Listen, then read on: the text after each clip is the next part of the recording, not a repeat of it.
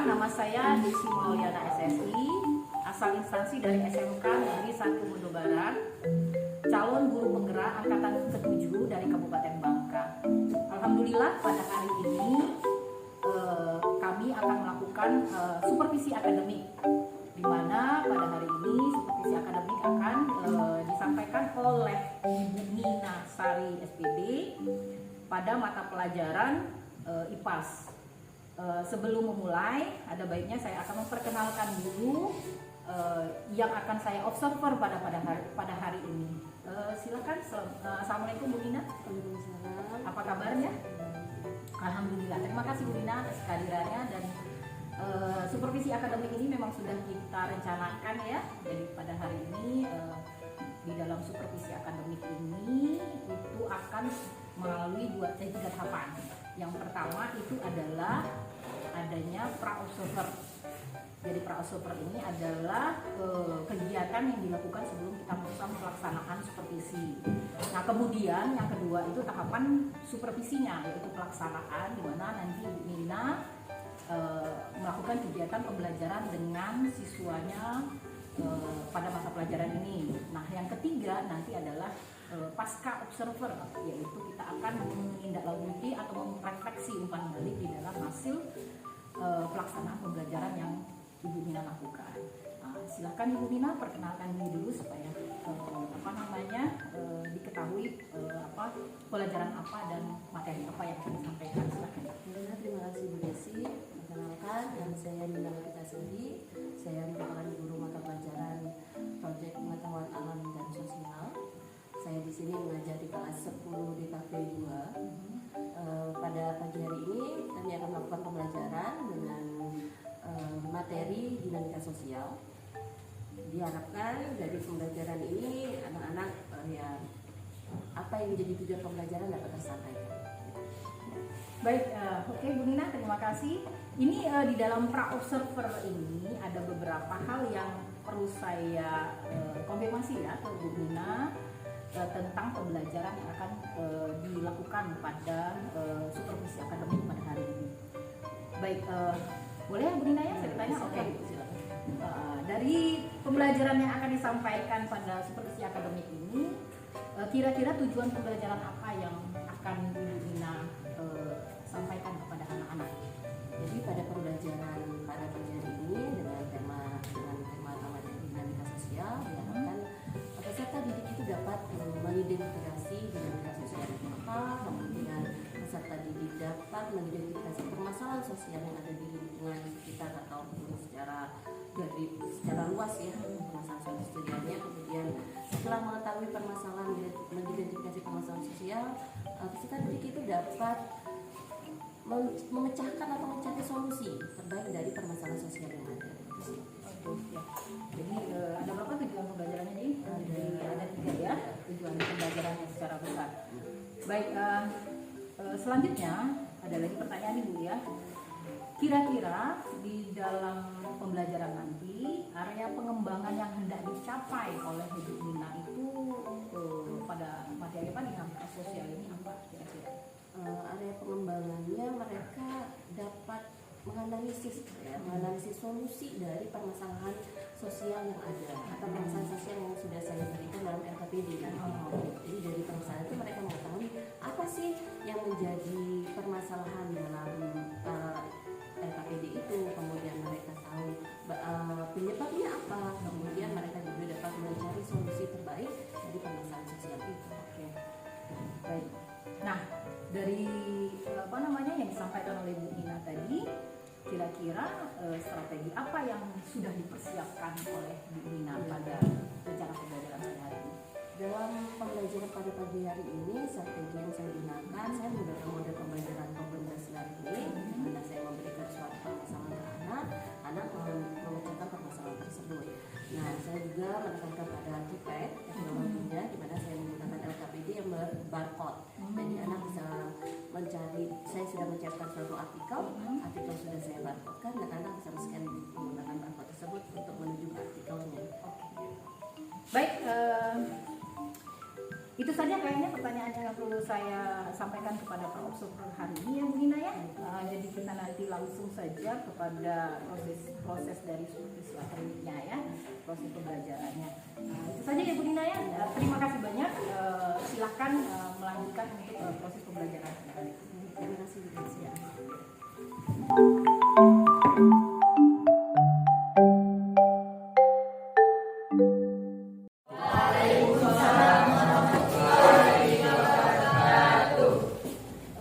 Baiklah, sebelum memulai pembelajaran kita pada pagi hari ini, sebaiknya kita berdoa terlebih dahulu untuk agama dan kita masing-masing. Berdoa dimulai.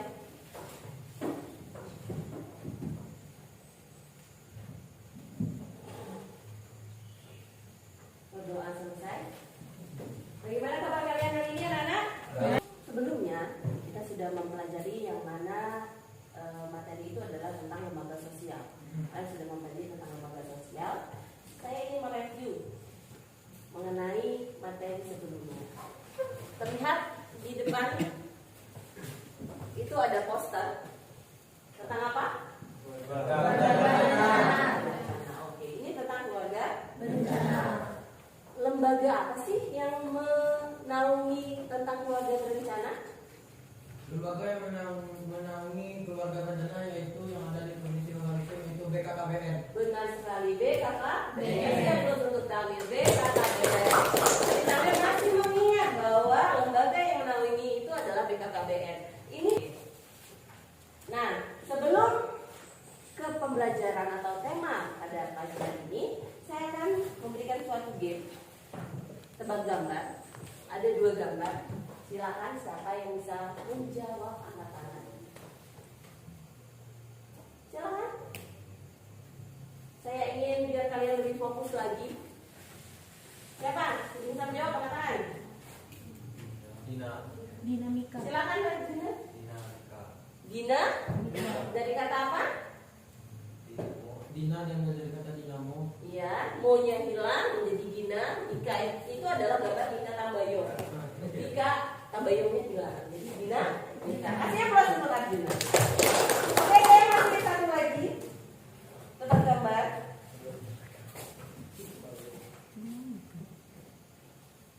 Oke. Sosial. Angkat tangan. Angkat tangan. Ayo berani untuk menunjukkan diri. Angkat tangan dong. Silakan dari Sosial. sosial. Dari kata apa? Sosial. Sosis. Sosisnya S-nya disilang. C-nya SY-nya hilang. Jadi sosial. Oke, bagaimana untuk tebak gambarnya? Sudah fokus belum? Sudah ya. Jadi benar, memang untuk pembelajaran kita pada hari ini adalah dinamika sosial. Nah, apa tujuannya? Ini tujuan yang ingin dicapai. Kalian dapat mengidentifikasi dinamika sosial, dapat mengidentifikasi permasalahan sosial, dapat mengidentifikasi pemecahan dari masalah sosial, dan menyelesaikan masalah yang berkaitan dengan dinamika sosial dan permasalahan sosial.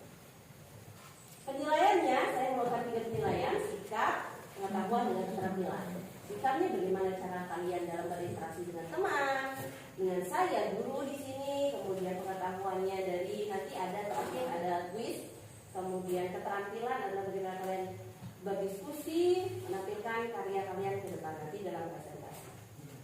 Nah, pembelajaran hari ini garis besarnya saya menggunakan model pembelajaran problem based learning. Jadi saya memberikan suatu permasalahan kepada kalian. Bisa dipahami? Bisa. Nah, saya akan mengorientasikan kalian ke suatu permasalahan. Ini contoh permasalahannya, nanti permasalahannya akan berbeda dalam suatu artikel. Coba kalau lihat gambar ini, apa yang ada di pikiran kalian? Keluarga berencana. Apa tujuan dari keluarga berencana ini? Nah, nanti pembelajaran ini kita belajar secara berkelompok. Saya ingin kalian membentuk kelompok. Karena saya sudah menyiapkan LKPD. Silakan kalian bergerak membentuk sebanyak 4 kelompok. Silakan.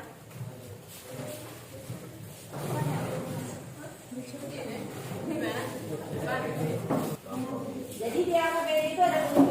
Sebelum memulai silakan berdoa. Silakan identitas.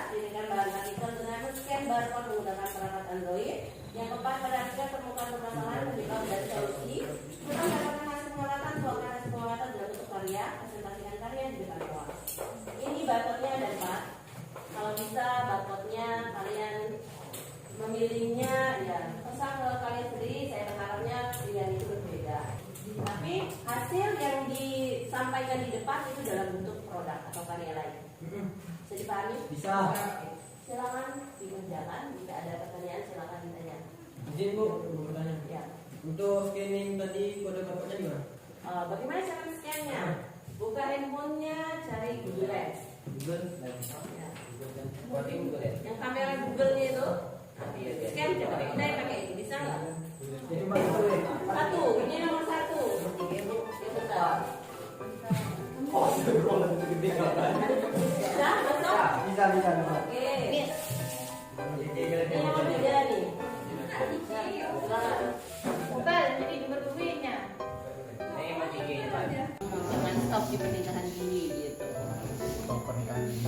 Jangan berhenti karena sebuah pernikahan dini gitu. Benar kan? Sayangi masa depanmu, kejar cita-citamu.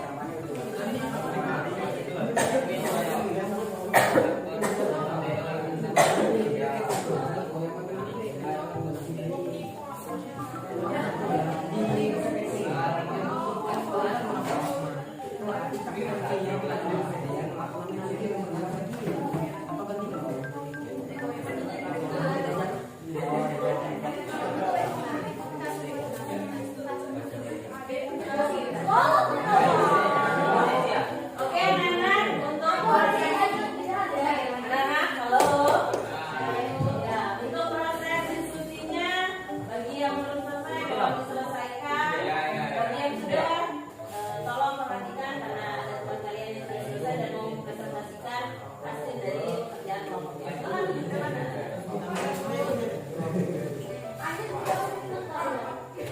Assalamualaikum warahmatullahi wabarakatuh. Waalaikumsalam warahmatullahi wabarakatuh.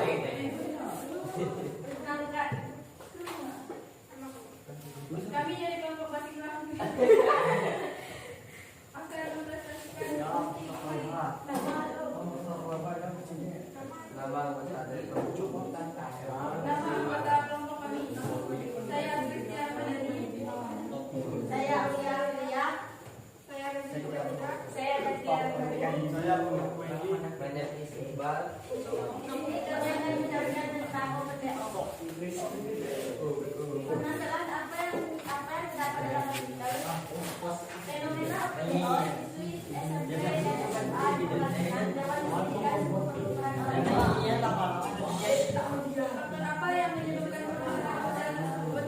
Mereka saling menjual temannya masing-masing yang tergabung dalam satu grup WhatsApp. Hal ini terendus setiap beberapa kasus diantaranya ditangani oleh pihak kepolisian. Oleh para kasus terhadap permasalahan sosial tersebut, pemerintah dalam hal ini dinas pendidikan harus ikut serta melibatkan semua pihak, tokoh agama, tokoh masyarakat, hingga tokoh pendidikan. Menangani hal ini,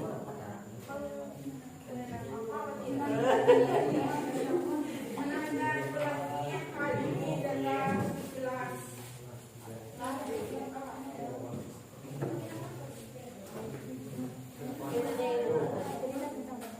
Ya dari kami yang mau bertanya, Jika ada yang mau bertanya, silakan bertanya. ada nggak yang mau bertanya? Tadi untuk penyebabnya faktornya katanya teman sama teman menjualkan temannya gitu ya. Tapi selain itu faktor lain apa ya? Ekonomi. Kenapa?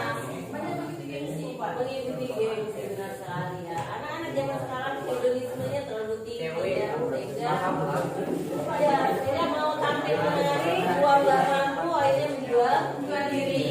Tapi apa adanya, jangan sampai dan mau mengikuti gengsi seperti sendiri. Oke, ada yang lain? Yang mau ada? Oke, silakan.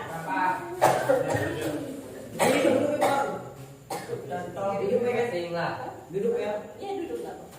Mengenai dengan Open BO, bagaimana tanggapan kita sebagai teman sebaya ataupun teman sepantar yang melakukan PBO? Nah, bagaimana tanggapan kita untuk menasehati atau mencegah hal itu terjadi? Jadi intinya pertanyaan kami itu gimana sih kalau kamu ada teman kamu yang melakukan open BO? Kira-kira bagaimana cara kamu memberitahunya, menasehatinya?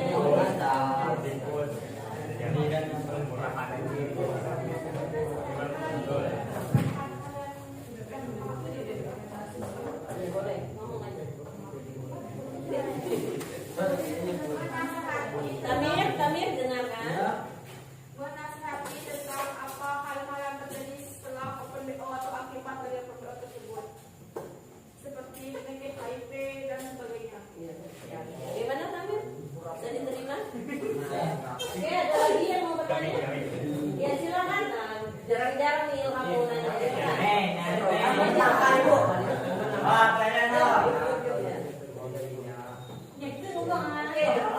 Gimana proses terjadinya cepat PO? Bagaimana proses terjadi? Nah, biasanya Gimana terjadinya? Enggak dong, dari situ dong. Gimana sih mereka menjual dirinya? Di aplikasi. Aplikasi apa? Di chat, bisa WhatsApp dan sebagainya. Menggunakan media sosial sekarang pun bisa. Tapi ya bukan berarti kamu sama caranya kalau mengikuti ya. Harus dihindari itu udah ada posternya. Stop open BO. Karena udah tahu caranya malah kamu melakukan, jangan. Hindari. Oke? Ada lagi pertanyaan? Cukup. Kalau cukup kita kasih plus untuk kelompok basic lagi. Terima kasih untuk pertanyaannya. Silakan dulu. Baik sekali ya. Baik sekali penampilan dari kelompok basic ini. Ya.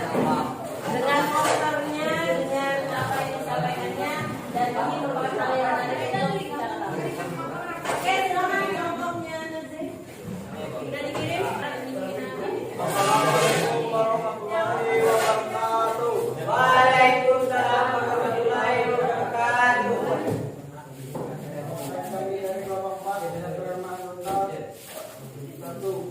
Ahmad Abiansa, Putra, Felix,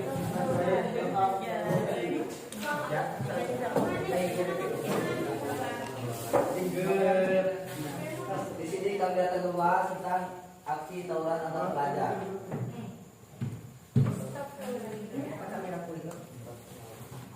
Faktor apa yang menyebabkan permasalahan sosial tersebut? Tawuran biasanya dipicu oleh ego antar kelompok, geng, dan tekanan teman sebaya. Remaja yang sudah terbiasa melakukan kekerasan sendiri akan sangat merasa dibayangkan ketika berada dalam sebuah kelompok pertemanan yang mendukungnya. Bagaimana solusi terhadap permasalahan sosial tersebut? 1. Membuat peraturan sekolah yang tegas. 2. Memberikan pendidikan anti tawuran. 3. Memisahkan pelajar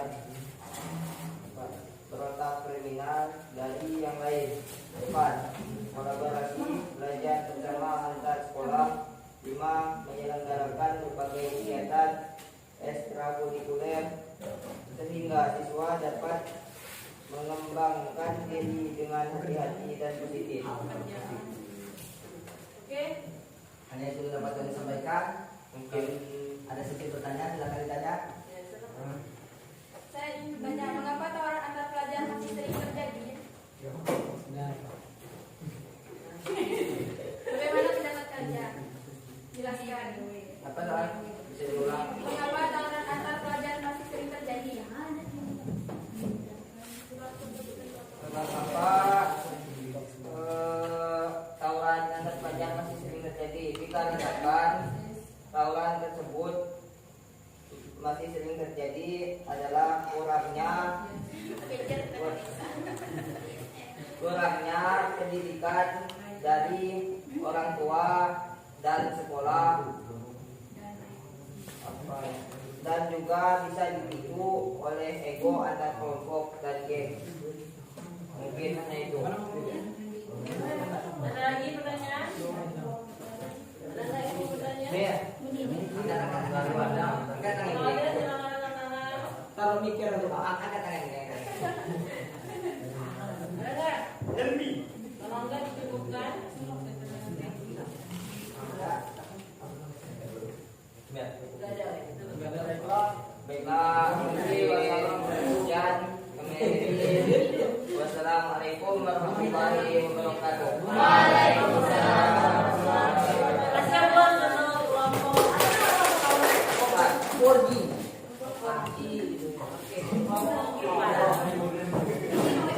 Baik sekali apa yang disampaikan oleh kelompok 4 ya, kelompok tadi.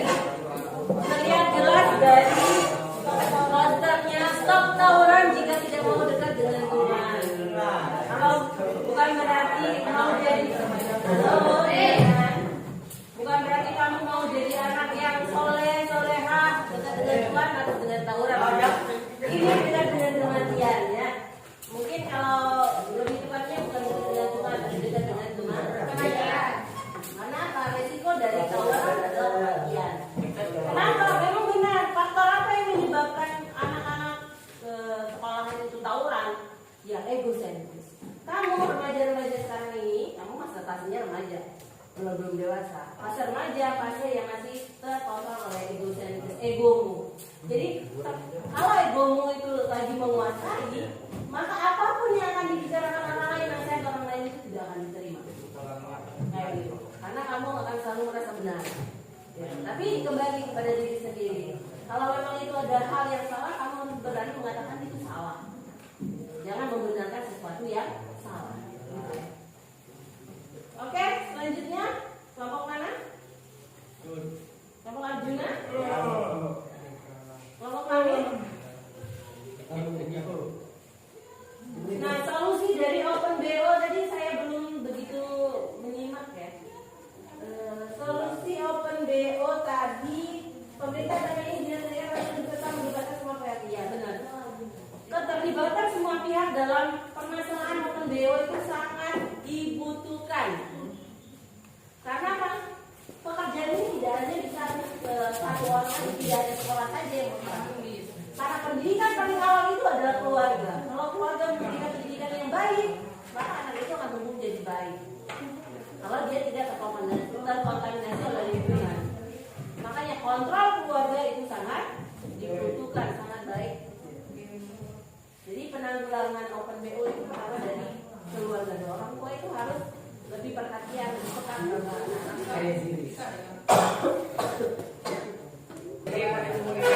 Assalamualaikum warahmatullahi wabarakatuh. Waalaikumsalam warahmatullahi wabarakatuh.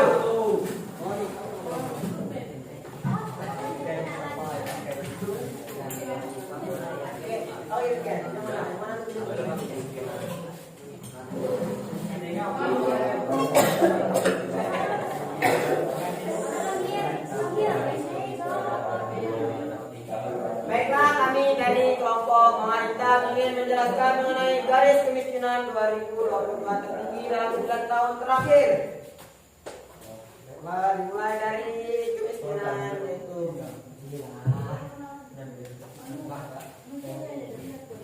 ada yang mau jadi operatornya?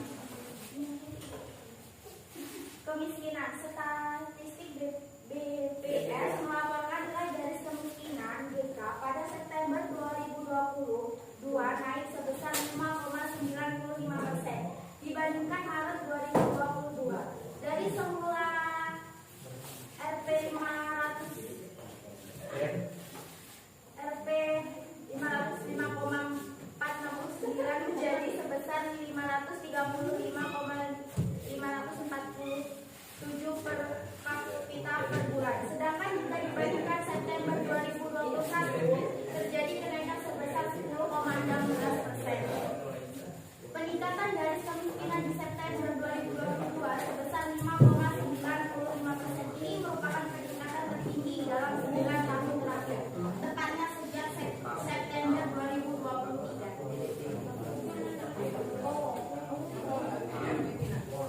Faktor yang menyebabkan kemiskinan disebabkan oleh beberapa faktor antara lain upah minimum yang tidak memadai,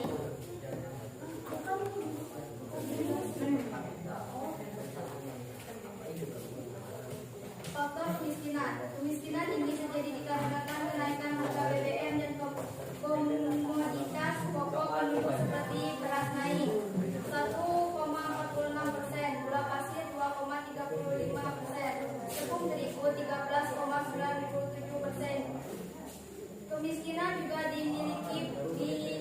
juga memiliki faktor lain seperti upah minimum yang tidak memadai, tarif hidup buruk, dan banyak yang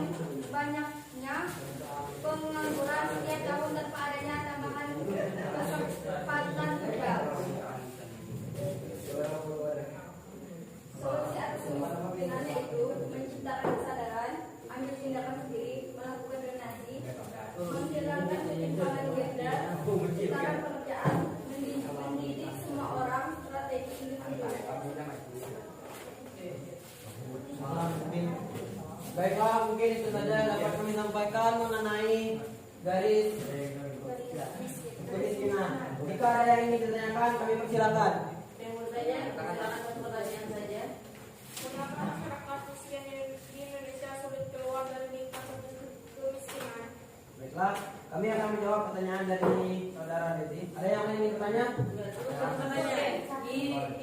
Itu ada satu pertanyaan. Ya.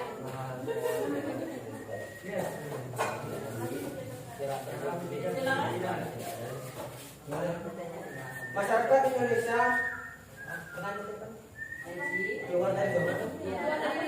yang menyebabkan masyarakat Indonesia sulit keluar dari zona kemiskinan yaitu kurangnya kesadaran atas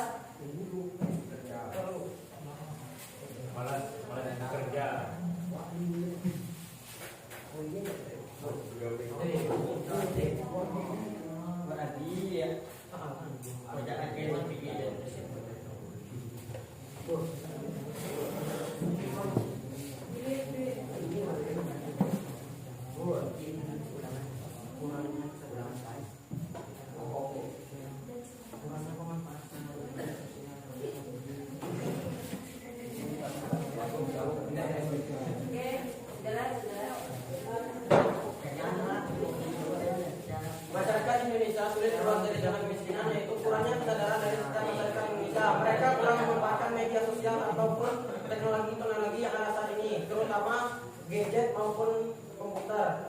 Dan kurangnya sumber daya manusia yang mana masyarakat Indonesia minim dalam pendidikan, terutama di lingkungan sekitar ataupun lingkungan kelas sendiri.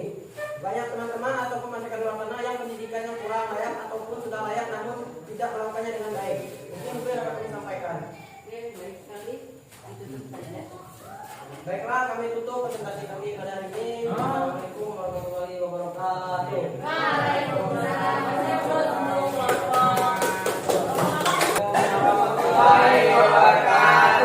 Waalaikumsalam warahmatullahi wabarakatuh.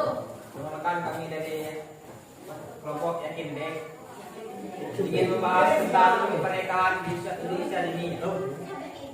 Permasalahan yang ada apa yang terdapat dalam pernikahan ini banyak yang dipaksa menikah atau karena kondisi tertentu harus menikah di bawah usia 19 tahun akan memiliki ketentuan yang lebih besar berupa ketentuan akses pendidikan, kualitas kesehatan, energi, mengalami tidak kekerasan serta hidup dalam kemiskinan.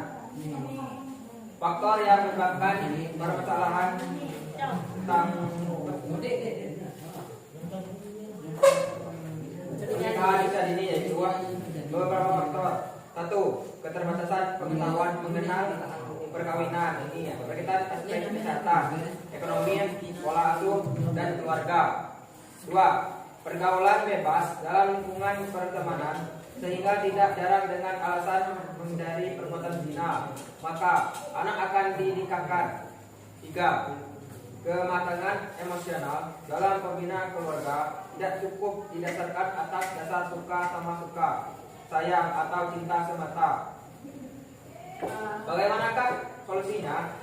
Untuk mencegah bahwa kesehatan akibat pernikahan dini, pendidikan bisa menjadi salah satu hal yang berperan penting. Pendidikan dapat memperluas wawasan anak dan remaja serta membantu meyakinkan mereka bahwa menikah haruslah dilakukan di saat dan usia yang tepat. Menikah bukanlah sebuah pemaksaan dan juga bukan sebuah jalan untuk terbebas dari kemiskinan. Pendidikan dapat memberi informasi mengenai tubuh dan sistem produksi diri sendiri ketika akan menikah. Itu saja yang dapat kami bahas. Ada yang ingin bertanya? Silakan Dilan. Jangan nanya. Dilan tunjuk doang. Mengapa pernikahan dini sangat berbahaya dan bagaimana cara mengurangi pernikahan dini? Tadi bukan namanya. Oke, aku nanya. Ya, nggak apa-apa. Mungkin dia nggak dengar. Nggak apa-apa sama ini. ya. Baiklah, saya akan menjelaskan tentang solusi terhadap pernikahan ini ya. Untuk mencegah bahaya kesehatan akibat pernikahan ini ya. Pernikahan dini bisa menjadi salah satu hal yang berperan penting di pendidikan, dapat memperluas wawasan anak dan remaja serta membantu meyakinkan mereka bahwa menikah haruslah dilakukan di saat dan usia yang tepat. Menikah bukanlah sebuah paksaan dan juga bukanlah sebuah jalan untuk terbebas dari kemiskinan. Pernikahan dapat memberi informasi mengenai tubuh dan sistem reproduksi diri sendiri. Ketika akan menikah, maka sudah jelas Bisa diterima solusi? Bisa. Bisa. Oke, terima kasih. Dicukupkan. terima kasih atas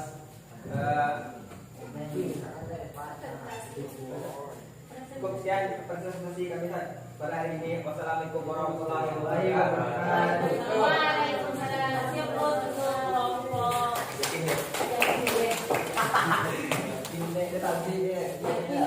Indeks ya. Oke, baik sekali apa yang sudah disampaikan tentang pernikahan dini dengan konsepnya stop pernikahan dini pada anak. Mohon caranya, ya stop pernikahan dini pada anak. Karena memang dampak dari pernikahan dini ini tidaklah baik dan ini bukanlah suatu solusi. Ketika kamu belum masanya, belum waktunya untuk menikah, dipaksa untuk menikah, maka dampaknya akan sangat tidak baik. Karena dari kematangan emosional, fisiologinya juga belum baik, belum tepat, belum saatnya. Jadi jangan memaksakan diri. Solusinya ya banyaklah mencari, membaca tentang apa sih nanti yang terjadi dari pernikahan dini itu. Jadi kamu tahu, mempunyai gambaran bahwa itu bukanlah suatu solusi. Pernikahan itu bukan suatu solusi ketika belum masanya. Gitu ya. Oke. Saya ucapkan terima kasih untuk presentasi yang sudah kalian lakukan. Presentasi yang kalian lakukan sudah sangat baik sekali. Dengan waktu yang sangat singkat kalian bisa menyelesaikan apa yang ingin saya inginkan, sudah kalian sampaikan, membuat suatu karya atau produk. Nah, jadi permasalahan-permasalahan ini yang saya sampaikan ini merupakan suatu permasalahan sosial, di mana permasalahan itu membutuhkan suatu dinamika sosial atau perubahan. Adanya perubahan itu karena adanya permasalahan sosial. Jadi karena ada masalah, ada perubahan-perubahan. Dan disebut dengan yang namanya dinamika sosial. Jadi sesuatu yang dianggap salah atau tidak sesuai itu dikatakan suatu permasalahan. Nah, oke. Jadi yang dapat disimpulkan pada pembelajaran kali ini, jadi segala bentuk perubahan yang terjadi dalam komponen masyarakat yang terjadi di atas kurun waktu tertentu itu disebut dengan dinamika sosial. Dan sesuatu yang tidak sesuai dengan unsur-unsur kemasyarakatan itu disebut dengan permasalahan sosial. Saya melihat kalian sudah berupaya menemukan faktor penyebab dari permasalahan sosial itu dan solusinya. Dan tujuan pembelajaran itu saya rasa sudah tercapai. Kita lanjutkan pembelajaran ini dengan post test. Saya menggunakan quiz. Jadi saya bagikan. Siapkan handphone kalian. Judulnya itu 152545.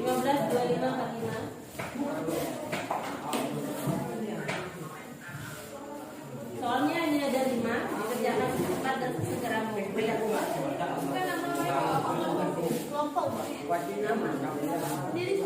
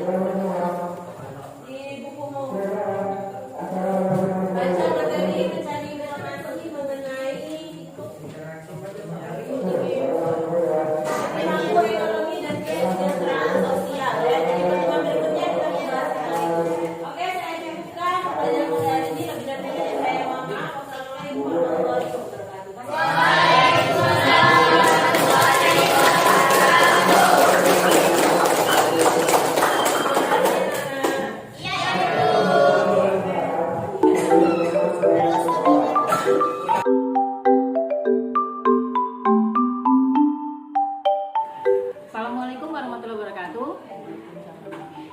Alhamdulillahirobbilalamin, pada hari ini kita masuk dalam fase pasca observasi setelah kemarin sudah melakukan supervisi akademik. Alhamdulillah hari ini sudah dihadiri oleh pengajar praktek saya, yaitu Bu Eka Triputi. Terima kasih Bu Eka, apa kabar Bu Eka?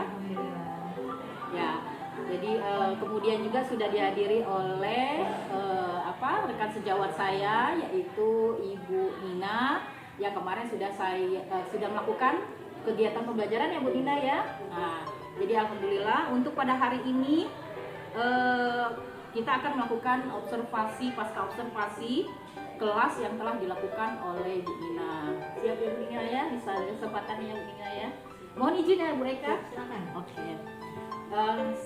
Selanjutnya ini Bu Nina ada beberapa hal yang perlu saya tanyakan dari